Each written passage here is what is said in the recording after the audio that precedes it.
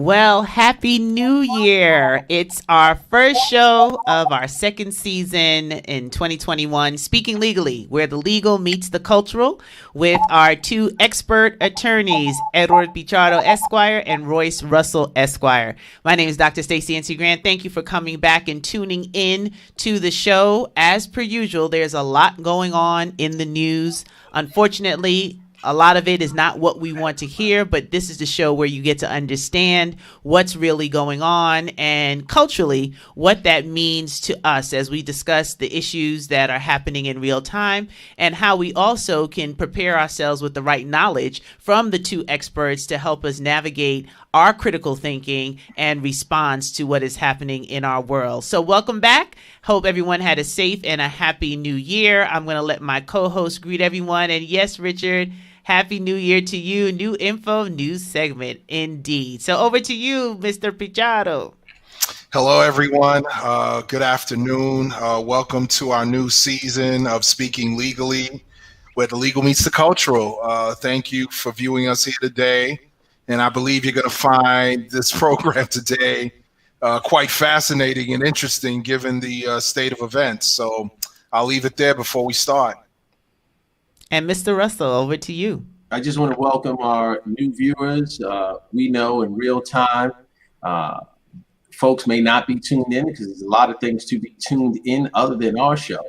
But if you want to hear a perspective that is culturally grounded and not part of the narrative that you're going to hear on the national networks, and I will not name the names, you should probably tune in, if not today, some other time.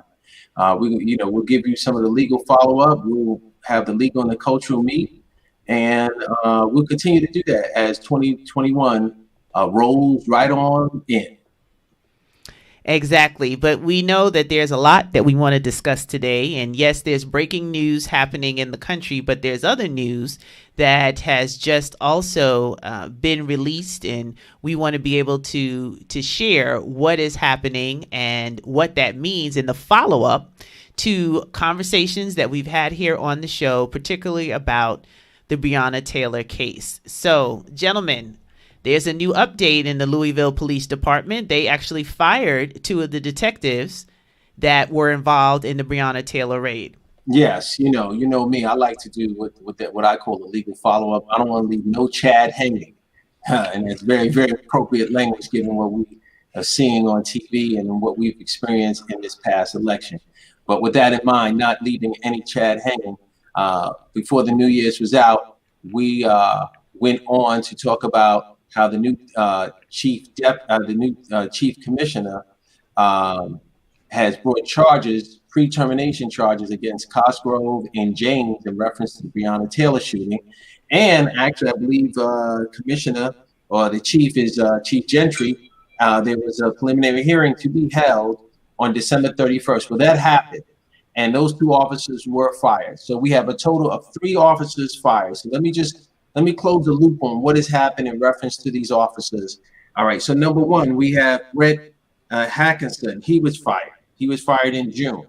All right, he's the one that blindly shot into the apartment. We have Gaines and Cosgrove. They were just fired as of January 1st after their December 31st pre-termination hearing. All right, it's important to understand why they were fired, right? And so Gaines was fired because he's the one that secured the search warrant.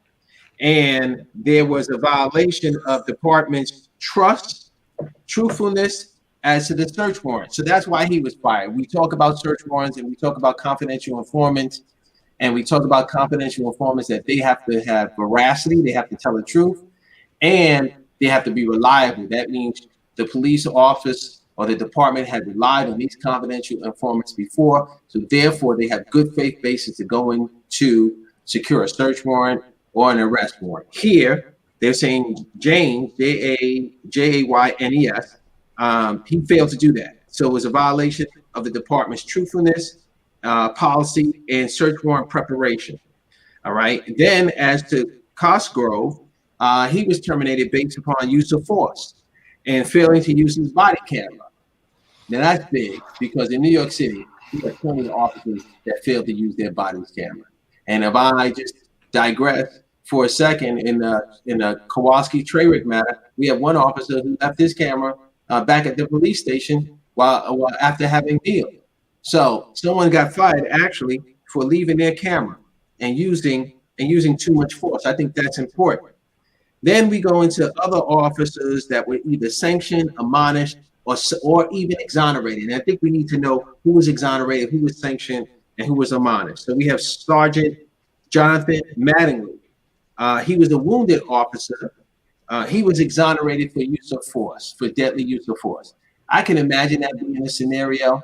Officer is shot at, so he shoots his gun, fires his gun rather, not shoots it, fires his gun or discharges gun, and he's injured in the process. I'm not justifying it, but a finding of exoneration doesn't turn my head, given the fact scenario.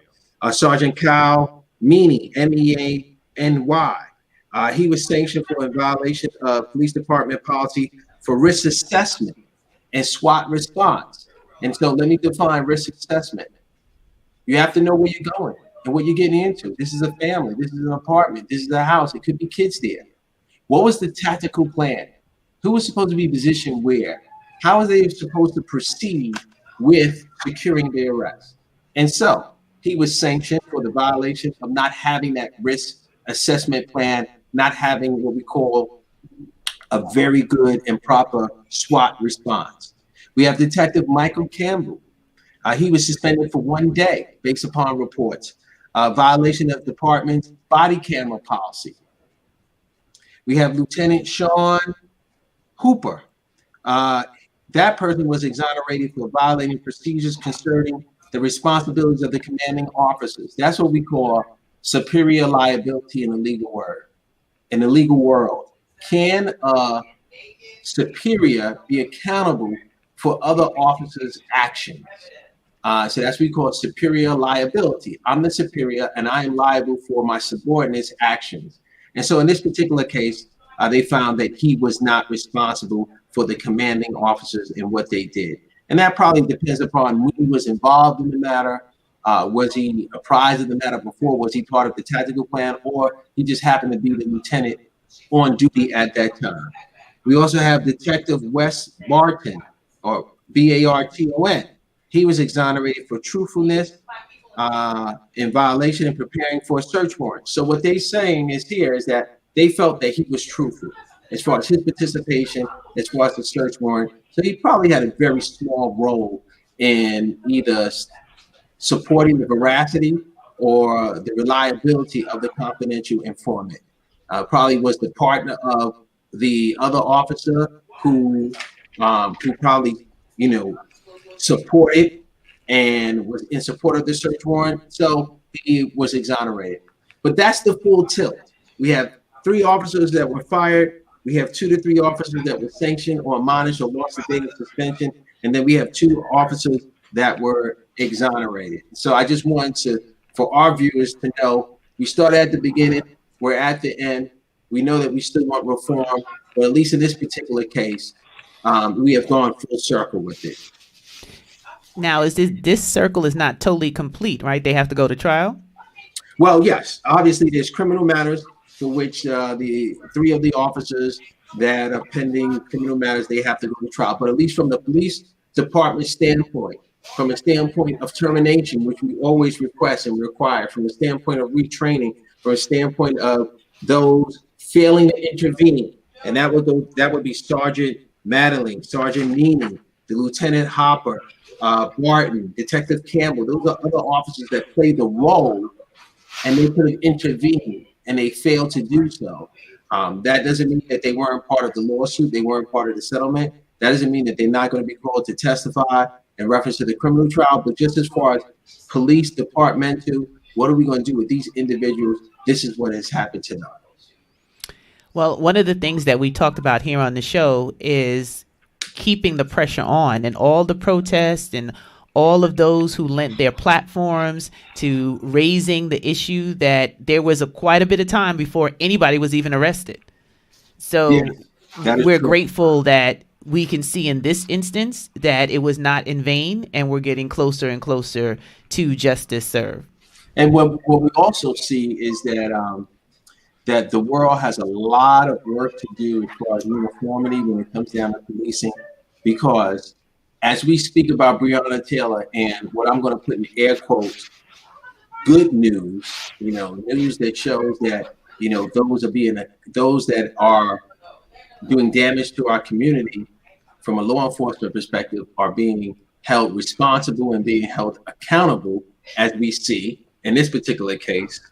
And the reason why we see it is because the new chief of police is a person of color. That is my viewpoint, and therefore has an understanding of what this means in transparency and being able to police a community, not just a small community, but a city, a state. We also know that folks in the neighboring town don't necessarily feel the same way. Am I right, Ed? I mean, absolutely. Absolutely. Yesterday, it was announced that the Kenosha County District Attorney would not be bringing any charges against Officer Rustin Chesky. He is the officer who shot James Blake 7 times. I believe all these shots were in the back after him and several officers responded to a call regarding a domestic violence incident involving a vehicle and the mother of Blake's children claiming that he would not give her back the keys to a vehicle that she had rented. There were children in the car. Now, I just want to give some context here. In Wisconsin, there was a law passed back in 2004 that mandated that outside agencies, not the local law enforcement, investigate fatal police shootings. In this case, thank God it wasn't fatal. Mr. Blake is now restricted to a wheelchair because I believe he has lost the use of his legs and cannot walk anymore after this shooting, which I believe affected his spinal cord and his ability to walk. But still in all, the Wisconsin Department of Justice, the Attorney General of Wisconsin, did an investigation of this incident. They're claiming that they watched all of these hours of video and then handed over the findings to the local district attorney, I believe Michael Gravely, who then announced that no charges would be brought against the officer. In relation to what's happening in the Taylor case, I believe that all of the officers are currently under administrative leave. So I guess there's still an investigation as to whether any disciplinary charges of any sort will be brought. Right now, we're not, I'm certainly not optimistic given the development of these events since the incident. But, this is really disappointing. It's clear just from the video that's been broadcasted to the world that Mr. Blake was moving away from the officers. At the time that this happened, he wasn't charged with any sort of crime. They're holding on to some notion that he was in possession of a knife. Now, the problem, of course, is that according to information that we previously received, that knife was contained in the vehicle. So it's not that he had it on him at the time he was moving away from the officer yet. Can you stop right there, Ed? That's the critical moment that I want to make sure that our viewers, if nothing else, at the end of the day, no matter what we talk about and how he was unarmed, is air, that we know it's unarmed, but we have to read into the narrative and be critical thinkers. He was in possession of a knife. Well, when? At what point? When he put butter on the bread this morning and he's having toast, or was he in possession of a knife, 29 hours later? And as you correctly pointed out, not at the time of being shot, based upon the information that we have in the car. And this is a spin master Jedi mind trick move, the way I see it. Because then what they did was they said, well, there was a possibility he was going to get in that car and drive away with those small children, and we couldn't let that happen. Really? Right. He's the father of those children. Right. I mean, what are you talking about? Was there some sort of court order that forbade him from, moving away from there with his children? What are we talking about If here? it was, we would have known about it. So Yeah. and then you go miles and miles away, and you look at what happened in Staten Island, where you have a white male, he could drag a sheriff on his car 50 or 40 feet. Yeah, and you see all types of restraint. Nobody's pulling out any weaponry to shoot that man. Right. And we wonder why. We wonder why. I look, Dr. Grant, I know you're saying this, kind of, tongue in cheek. We don't wonder why. We know why, right? Now, I just wanna. There's also a little piece to this too, because shortly after the shooting occurred, the federal government, the U.S. Department of Justice said, "Oh, we're going to do, our own investigation into this." And I believe recently they dropped their investigation with respect to one of these other shootings. I mean, so anybody looking for a quarter of hope there, they dropped their investigation. They dropped their investigation to Mayor Rice. So yeah, to come in. We keep looking for justice here. Right. We look for justice there, but we can't find it. It's like hide and seek. But the game never ends because we never, it's hidden and it's sought but never found, right? That's right. That's right. I mean, this is absolutely amazing. And so, what do we have now? I mean, so quick question. They decided that this particular officer would not face criminal charges. What other recourse is there? Are there any other charges that can be levied against him? Well, the idea is to keep the pressure on, because I believe that there is, though, at the end of the day, there was a failure to follow procedures here in terms of de-escalation, and hopefully that'll result.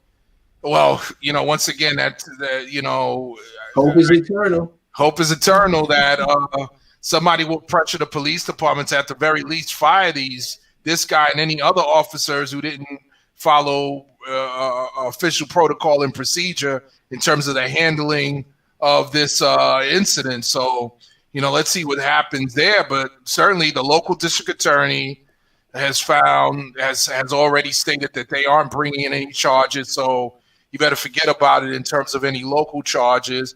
The attorney general took their findings and handed it off to the local DA. So they are not independently exercising any sort of jurisdictional power to take over the prosecution of any case towards that officer. What's left is disciplinary charges, and the U.S. Department of Justice, maybe under this Biden administration, he'll assign a new set of AGs to take a fresh look at this incident and decide whether or not, there are civil rights violations here that can be pursued by the DOJ. Let's see. Let's look at it from a hierarchy standpoint, right? I think, we always talk about local politics. So on a local level, as Ed said, they're not moving forward. Not going to happen. What I call the medium local level is the attorney general. He said, or she said, we got the case. We're going to hand it down to the local. We're not going to touch it. They're going to touch it. So 2 strikes right there. And what we alluded to just previous to your question is, will DOJ do something?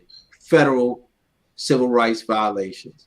And I know my hat is not hung on the hook that they will do something, given what I've seen with Tamir Rice, and given what I've seen with Ramarley Graham, given what I've seen in many other cases that either I personally litigate or experienced through my life as an African-American male practicing law. And I think Ed's hat is nowhere near that hook as well, because really don't have faith in the Department of Justice at this time. And maybe President Biden might endeavor to switch that, put some pressure on that in reference to future cases, but I don't know as to this case. And I want to point something out here, okay? I want to point something out. When the protests occurred this summer, one of the things that I would say legislative, things that have been done, is, let's have an AG investigate these incidents, even before this summer's protest that legislatively occurred in our state, right? Yes, sir. So now we have this scenario where people are being pacified by being told, oh, local law enforcement can't be trusted. We need to hand over these investigations to the state arm, the attorney generals. And it seems though that the AGs are failing us too. Oh, without a question. Because if we're going to hand over the investigation of these police shootings to the state body, and charges aren't being barred, nothing is happening on that level either, then what's going on? What's happening here? And this is the sad part about it all when we do the recaps on these shows. And I know everyone is tuning in. Hey, Kevin. Hi, Monica. Hey, Jason. We are going to talk about what's happening in real time, but we just recapped, unfortunately, what happened with Breonna Taylor as a win. But now we're dealing with just a recap on Jacob Blake, and that's not a win yet. So right. And we definitely got a loss with Tamir Rice, right? I mean, that's just a loss. A loss happened. There's nothing that we can do, or really, only thing we can do is report it. I think it's important that as we delve into what is going on in real time, that we tie up these issues, because a lot of times we look at media. Media is just a quick splash. This happened, splash. You never hear about it again. And I know my people. I don't know about your people, but I know my people. 3 days, 4 days, 5 weeks later, they're not still looking into the same issue to see what happened. And that's most people. Time moves you on. The wave takes you out, or the wave takes you in, whether personal, professional, or otherwise. And you never really get into, well, what happened to that case? What was the end result? And so we wanted to make sure we wrap up and talk about that. Dr. Grant, if you so mind, can we talk about what your Soho, since you want to talk about yes. Soho? We gonna before we get to the current events, I was so annoyed when this happened, as we always are when these situations go down. But the audacity, I'm telling you, we talked about this on the show, so it's no new news for those who've tuned in. And hey, Sonia, Happy New Year. Thank you for being here as well.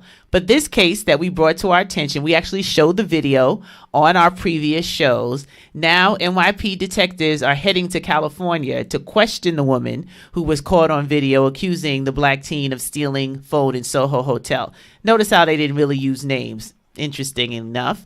But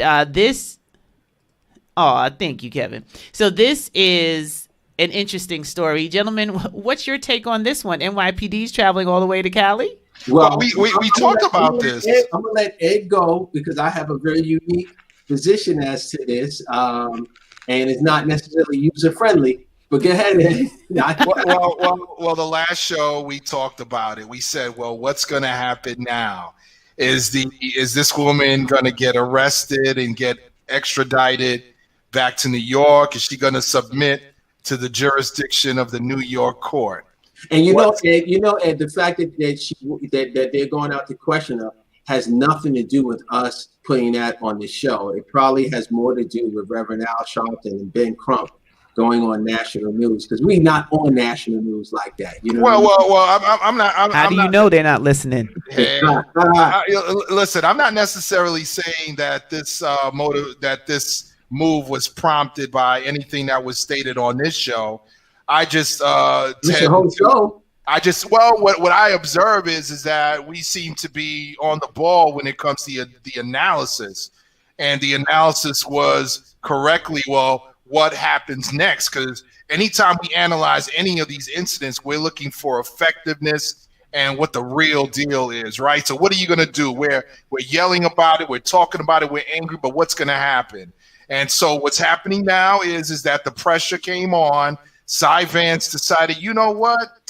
I'm going to bring some criminal charges against this woman, but I want NYPD to go out there to talk to her. So I guess they're going to go out there right now. From my understanding is that they can't find her, and that she's actually avoiding the authorities, and that her mother is very concerned about her. Now, this is a woman that apparently is already on probation for a DUI, facing charges in another incident involving her own mother, where I guess they got falling down drunk at some hotel and started fighting with some cops. And surprisingly, she's fighting with cops and still alive. Imagine that. No charges.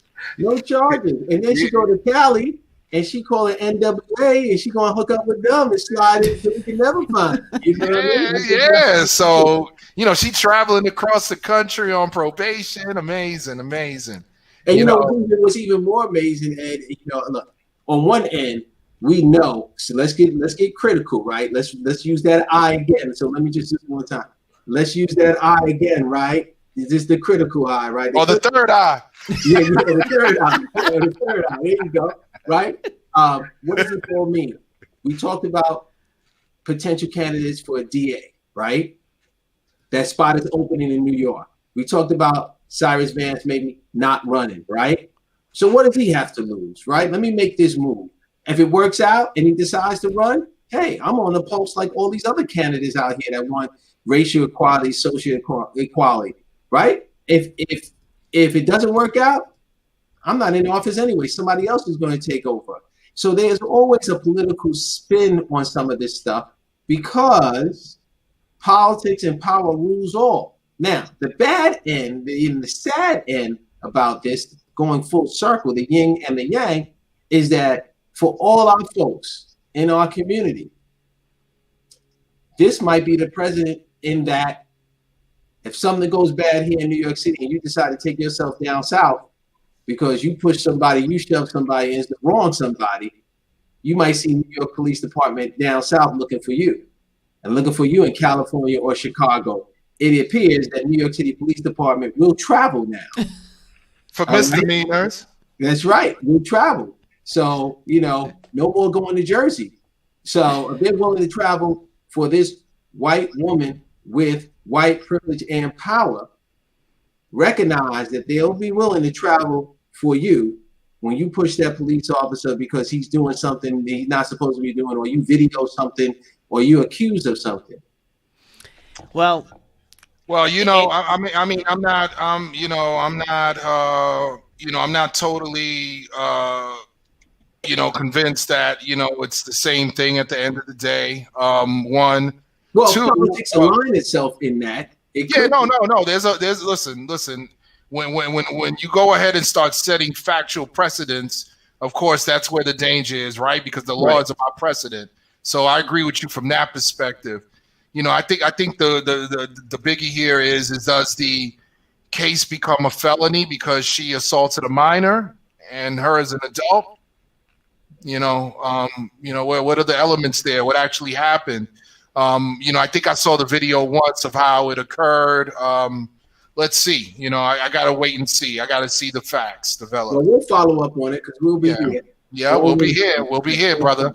But I think this is definitely related to, in many ways, of what's happening right now, and how this woman is being dealt with, and how white people who challenge law enforcement are treated as opposed to black people, and in particular black males. Not only challenge law enforcement, but challenge the government in and of itself. Yes, indeed. Mm-hmm.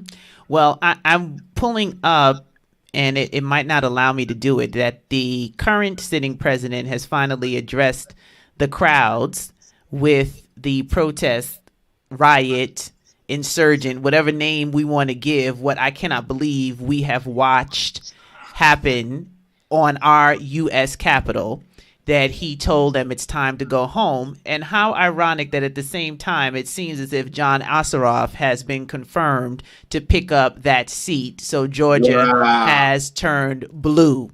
There is a God. Lord have mercy. So all of this breaking news happening at the same time. But I want to talk about it from the context of what we've talked about on this show when it comes to protests that have been construed as riots, how interesting this was handled versus what we've seen handled all throughout 2020, highlighting the countless issues when it comes to police brutality, lives lost, reform, etc., etc. So can we, as the kids would say, run that beat back on what we saw go down today versus what has been happening in the streets? I take a very cynical approach to this, or a cynical analysis, is that all of this is coordinated. All of this is well put together. There's a plan, tactical. There's a plan philosophically that this is what is going to happen, because my mind tells me and my critical eye sees that Black Lives Movement, any rally, any protest against police brutality is authentic in its nature. It is not forecasted. It is not something that we look forward to doing. Like, we don't know when the next body's going to fall, the next person going to be abused. We know it will happen. It's almost like analogous to COVID. We know that deaths are going to happen because of COVID, and we know deaths happen because of COVID in minutes, in hours. Same thing with being a subject of excessive force or death at the hands of law enforcement or abuse or misconduct. We know it's happening. It's happening every second, every minute of the day.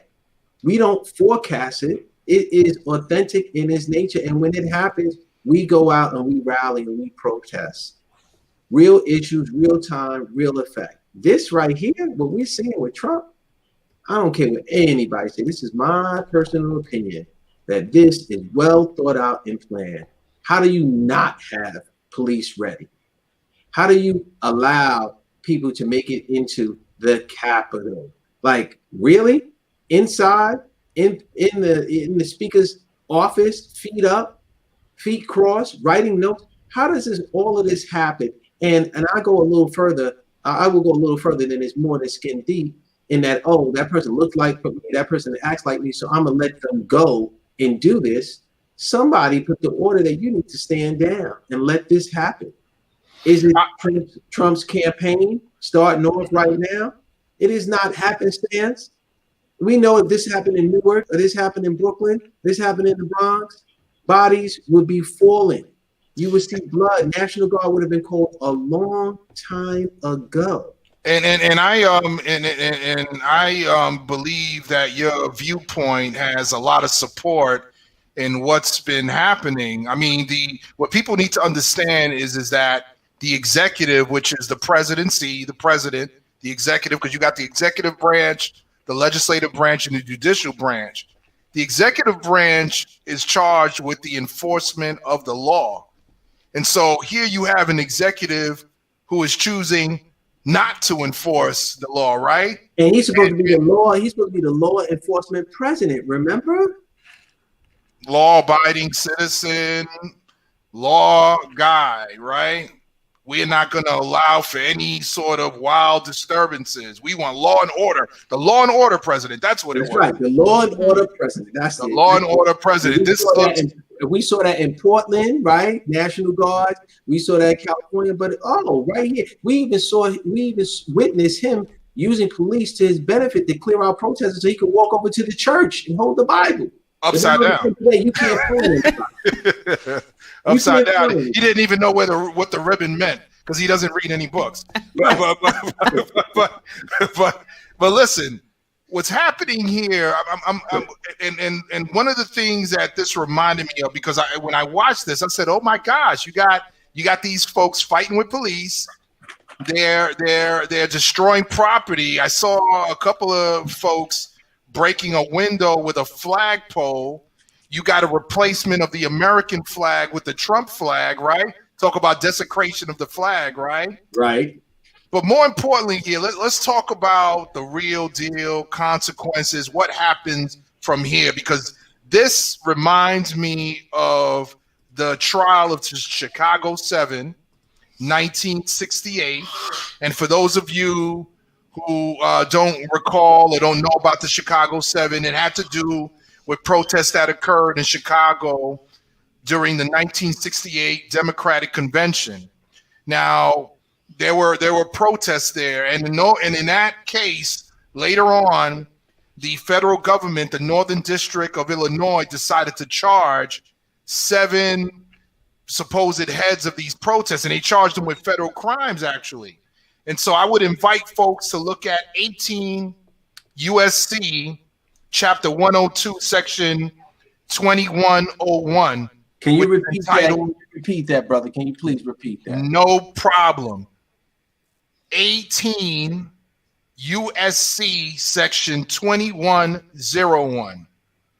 Okay, that has to do with riots. It's chapter 102 of the U.S. Code of part 18 of the U.S. Code, and it talks about traveling in interstate or foreign commerce to incite riots, to organize, promote, and encourage, carry on riot, to commit any act of violence in furtherance of a riot, to aid or abet persons in inciting or participating in or carrying on a riot, committing any act of violence in furtherance of a riot. And I think that the incidents here, first of all, the president incited this riot. He invited it. He invited these people to come in and riot. So I would expect, if we're going to talk about what we're going to do here, we're going to look to charge former President Trump, after he's out of office, with this crime. After that, each one of these individuals that participated in this should be facing charges on this. And by the way, and let me interrupt you. I think there's also another level to it in reference to who should be charged. If we find that this president is very sloppy in his communication, and we find any email, any phone call, any correspondence to any police chief of any police department, any law enforcement that resembles, charge them too. Charge them too. That's right. Resembles anything that says, hey, look, my comrades are going to be coming at 3 o'clock. I want you to stand down, because there's no way that any of the police force can be on their watch on a day so important as today and not see the droves of people either coming in a van, bus, coming out of the train. I know what parking's like around that area. We know parking is very limited near the Capitol. It's not like you can just park anywhere. That many people, they came from somewhere. Did they all just come up from the ground? They came in cars. This is organized to the fullest. This is organized crime. Right. These people aren't even from DC. They came.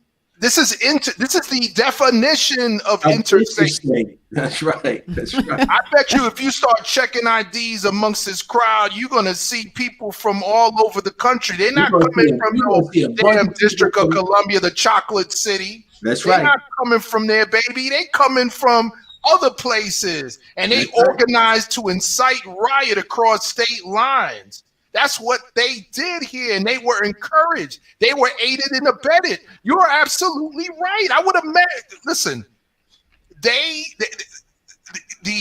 level of organization and investigation that law enforcement does of Black Lives Matter leads you to the conclusion that they knew that this was coming down and decided to ignore it. And so now the real deal is going to be what happens after. Are these federal prosecutors going to be willing to go after these folks the same way they went after our brothers and sisters for a couple of bags of weed and got them sitting in a prison, you know what I mean, for 5, 10, 15 years? You know, like they did something like unimaginably horrific to the country. I want to see it. I want to see all these right now, attorneys who sit up on their little high chairs, you know, in their blue and gray suits and acting all cool and smart. I want to see what they do now, because this is the greatest threat to our democracy that I have ever witnessed in my lifetime, and I would say even before my lifetime. This is Dr. Grant talked about. One of the things that you're going to see is that you're going to see a symbolic rounding up of the troops. I mean, come on, let's know. We got to know that symbolically there's going to be anybody that's on camera that they can recognize. Those people will get rounded up. But man, let me just tell you something. Don't sleep with both of your eyes closed. because every Democrat ain't a Democrat. I don't give a shit what party you belong to. Power is power, brother. And you can't tell me people on the other aisle didn't know what was going down. Like all of a sudden, their ears to the ground all of a sudden went deaf. Everybody knows, bro. It is not a situation where it's a Republican versus a Democrat. They know. They, the folks of the majority, know. Hold on. Whatever power play it is, I can't really figure it out. You know, but hold on, let me throw something. The Illuminati, whatever you want to call it, I don't know what the power play is. The 1%, you know, of the wealthiest of whatever. You know, this just doesn't happen. Just like so. Let me add this to the mix for both of you have said. So there's some credence to the fact that the way our country works, the way law enforcement works, something's going down. Somebody knows something. I think Stephen just shared, you know, a large number of police unions endorsed him. So he saw some people turning a blind eye. Here's where everything is all cool until somebody loses an eye. I think they might have known that people were gathering. They just didn't know the level of where they were going to take it to because some of their own got hurt in this whole melee of what we've seen happen today. So I think there is something to say that how did all these people show up in DC and nobody knew about it? There wasn't enough police presence or force there because this group of white individuals, majority, are not seen as a threat. But if it was Black Lives Matter coming out of buses and trains, there would have definitely been a mobilization. So even with that said, if they did know, I don't think they knew to the extent that this riot would go the way that it did. I'm never going to give law enforcement that acts with a heavy hand in my community on a daily basis, from the words that come out of their mouth to their actions, from their hands and feet, their communication on what they say and how they view people. Now, look, there is a level of argument that says there's colorism and there's white and there's black, but there also is another level that is blue against the world. That means police officers against civilians, right? And so police take a position that we're police, you're civilians, and after a while, shut up, and get out, and don't tell me what to do.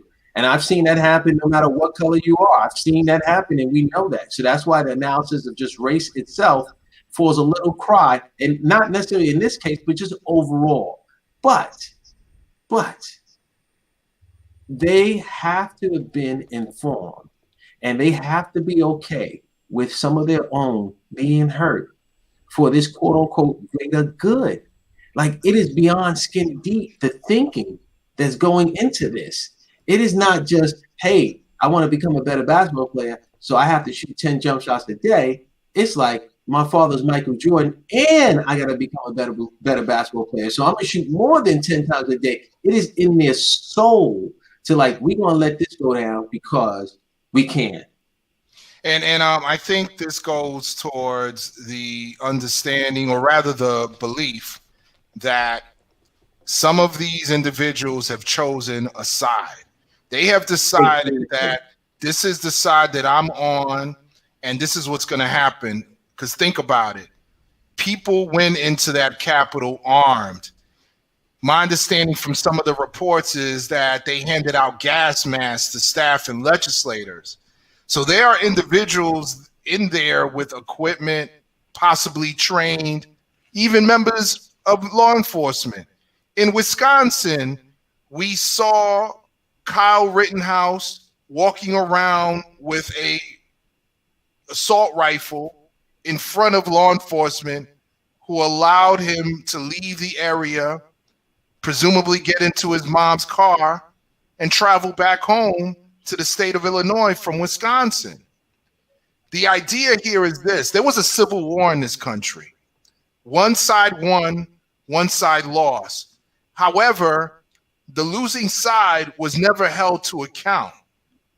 You had Reconstruction, you had a failed Reconstruction, you had Jim Crow, you had lynching, then there had to be a civil rights movement.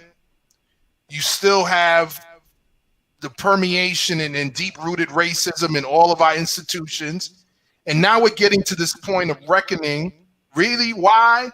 Because people are coming out to vote, and the other side says, wait a minute, no, this is not supposed to be happening. You're not even supposed to be voting. We're not even supposed to be dealing with this question of whether or not. No. You're not even supposed to vote, okay? So we keep getting back to this root issue of who has rights and who doesn't.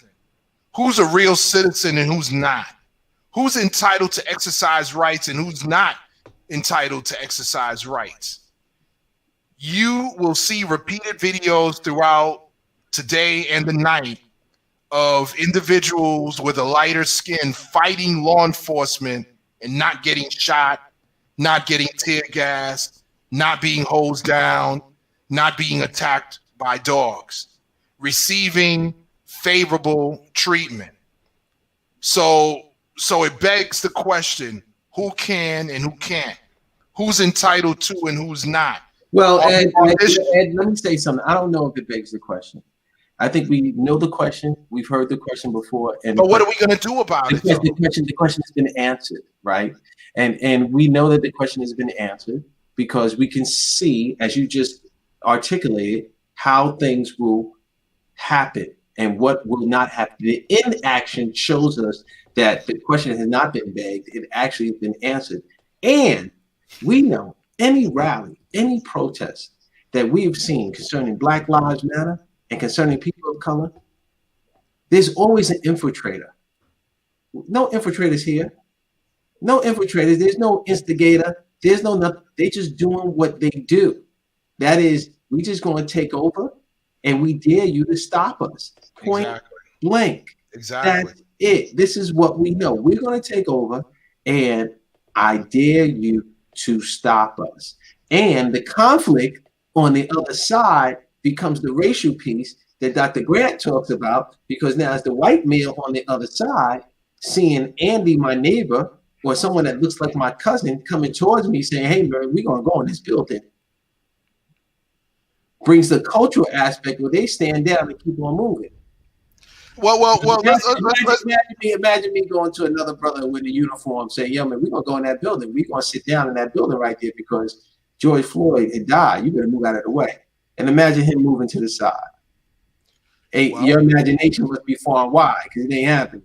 Well, and this is the scary part of this thing, right? Because now a lot of people have been saying that, man, what's going to happen if these folks that are at this Capitol start in mass deciding to attack people of color? I mean, they already do it randomly. Let's say they start doing it in mass. What is law enforcement? Are we going to be protected here? I mean, what's the issue? Because that's what happened during Reconstruction. Yeah. And then at some point, the government decided, well, we can't protect you. We don't have an ability to, because they're saying here today, oh, they overwhelmed us. We weren't expecting this. And they keep coming up with these excuses. I don't give them the benefit of a doubt. I'm sorry. You know what I mean? This idea that, well, maybe they didn't know. And no. Don't give me all of that. You don't say that when you shot James Blake. You don't say that when you killing my brothers and sisters. You know what I mean? You always know then. Now you don't know. Now we aren't sure. Now we didn't know what was going to happen. You always fear for your safety. Now today you don't fear for your safety. Now you don't fear for your safety. And that's true. Today, law enforcement didn't fear for their safety. That is a true statement. And that's why, outside of all the tea leaves that we talked about, getting the command from top side, the secret kite that went across the board that says, hey, look, stand down tomorrow. The fact that they did not fear for their safety because they're looking at their own brethren and sisters is the key and part of the puzzle. Their implicit bias allows them, their prejudice allows them, social economic prejudice, skin prejudice, ethnicity allows them to say, you know what, keep on going by, bro. Just keep on doing what you do. And the question is going to be whether they're going to trade us for peace, okay? Because we become bargaining chips in this thing, all right? Keep that in mind. At some point, they're going to decide whether they want to preserve their fraudulent democracy or for us or what they're going to do here. Because right now, You got these guys breaking a window into the United States Capitol, which was built by slaves. They are in the chamber armed. Some woman got shot. I believe she's in critical condition. American flag is being taken down. I saw some flag with a star and an assault rifle on it. Oh, stop right there, Ed. And then the Colin Kaepernick, if he kneels down to the national anthem, that's a desecration of the flag. That's a disgrace of the flag. How important is the flag now? Right. So what these people are saying to them, either you're going to give us the peace that we're seeking, or you're going to stand with them and be ready for some serious disorder and violence. Which one are you going to choose? Are you going to choose the disorder, or are you going to choose the peace? And what I mean by peace is some 1950s peace, where we have a muzzle on us, where we walk around real quiet and don't look white people in the eye. On the other side of the street. On the other side. No, where we have communities that we have now that are polarized, that are Black successful communities, but you stay within, and that's all. And when you tell your kids, yo, it's 9 o'clock, you better stay inside. That's right. And when we get tired of your community being successful, then we burn it down, like in Oklahoma and Tulsa and things like that. That's what we do. So I think history is repeating itself. It's more contemporary. It's more flashy. It's kind of mixed. If you believe just because I'm a person of majority skin and I listen to rap, you on the same team as I, until that last piece of steak come out, and then you see how I push you overboard into the water to get that piece of steak. This is what we're seeing, and it is a referendum on whether it's going to be peace or whether it's going to be our way. We're going to take our tools and we're going to stomp this place out, and because we're mad. Because as you said, somebody lost the war, but nobody told the people that lost the war that they actually lost. And like, stand down, is over, bro. Don't keep on coming back. The beat down wasn't clear enough. And remember, one of the issues with this recent stimulus bill was Trump not wanting army or military bases that were named after Confederate generals to be renamed. There's always a feature of this throughout this whole thing. Recently here in New York, they busted some guy who had put together some fake bomb, I think at a Queens mall. Right, yes. White supremacist guy. Yeah. You got, you also got this, there was an interesting story that I read recently. The bombing in Memphis that happened. You got that. And even, here locally, apparently Assemblyman Nick Perry had come out with a bill talking about people being compelled to take the vaccine against the Ebola, right? And so somebody came up with a fake story of that being put on for the new legislative session, which is about to start. Well, according to the calendar, started today, and he started getting threatening phone calls because they were saying, oh, they're going to start compelling people to take the vaccine and lock them up if they don't. And he started getting threatening calls, anonymous calls. Listen, this thing is starting to get very crazy and out of control. And the question is going to be whether those who are really in support of the democracy that they claim to be in support of, whether they're going to be willing to act with all of their power at their disposal and the force that's needed to put this down. CNN is talking about insurrection, Fox less so. Let's see how this whole thing is going to be characterized now and in the coming days, and whether it's going to be put forth as the real threat that it is. Well, I think to a certain degree, certain stations will always stay true to their power base. So you'll see some of that. I'm more concerned with what are you physically going to do, Democrats that are in power. I don't care how many times they run a narrative. It might even be a narrative that I disagree with. But what are you going to do? Like, what are you going to do? Because when during the 60s, when The FBI decided that the Panthers were a threat and that the They Black did Liberation something. Army was a threat. They did something. They ruthlessly went after these individuals. Even if they went to other countries, they went after those countries and sought out sanctions and put pressure on them to be forced to return to the country.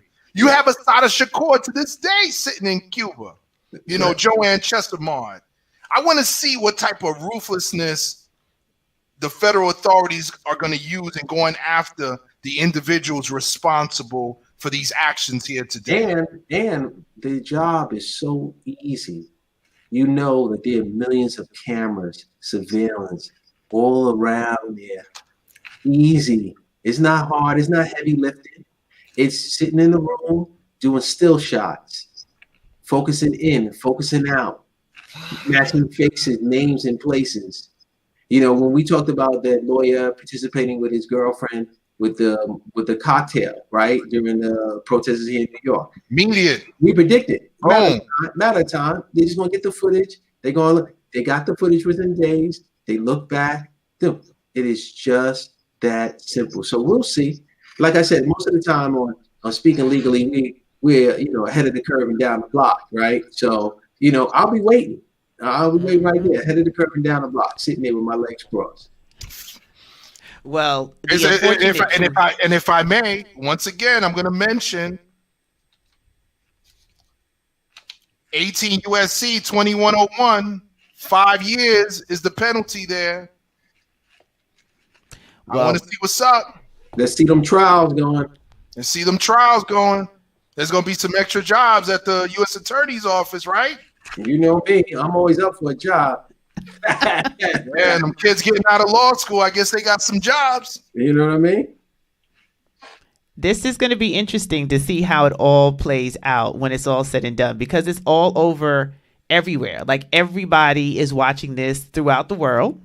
So let's see how they follow up and do this. I mean, the incoming president and president-elect have more than a notion. Stephen says it's 25th Amendment time. And as you say, people are watching this. The world is watching this. So, make sure y'all go travel, y'all. Make sure that you wear your red, white shorts so the Canadians and the Asians and everybody else can tease you, or like, hey, man, what's going on there? Listen, let me tell you, some of this stuff is chickens coming home to roost. I'm Dominican American, born here in the United States. Both of my parents are from the Dominican Republic. In 1965, a gentleman who had been in exile because the country was ruled by a dictator for about 30 years, his name was Juan Bosch. He was able to come back to the Dominican Republic and be democratically elected. Within less than a year, there was a coup and he was overthrown. Okay? This story is a common story throughout our southern neighbor, throughout the Caribbean, throughout Central and South America. Okay? This is something that has happened repeatedly down there. So now we're seeing it here. We're seeing capitals, legislative chambers being stormed by armed militants, not just rioters, not protesters, militants, anarchists, anti-government thugs. Question is whether we really love this so-called democracy and whether we're going to uphold it. That's the question. And on top of that, we have to look at who's giving the orders, right? In the scenarios that you talked about in your life experience, that is an uprising of the people deciding, hey, look, in the masses, this is what's going on. This is what we think is wrong. Time of Jim Crow, time of slavery. This is what's going wrong. Masses, society, people coming together, whether it was the middle class helping the lower class coming together. This is a person telling other people to do. I mean, if this is not cult-like, I don't know what is. Listen, in other countries, they jail the individual who calls for these things. That's right. They lock them up. They say, you started this right here. You're endangering our government and our democracy and our society. You're a threat. That's it. we'll see what happened. We'll see exactly what will happen because he has to step down and somebody else will step in, Biden. And I know New York has a fix-in on bringing some criminal charges. So we'll see. Like I said, we always ahead of the curve and around the corner. Always. So it's the top of the hour already. Clearly is a whole lot that we had to cover today, but we appreciate all of you tuning in. Our first show of our second season of Speaking Legally, where the legal meets the cultural. We wouldn't have a second season if it wasn't for all of you. So thank you so much for tuning in, supporting the show. We are here every Wednesday, 4 p.m. Eastern Standard Time, and you can catch the first season on both Mr. Pichardo's page, Mr. Russell's page, or you can go to Destiny Designers TV on YouTube and catch the entire series. So we look forward to seeing you next week with better news in the news. Bye-bye for now, everyone, and thank you again for your participation.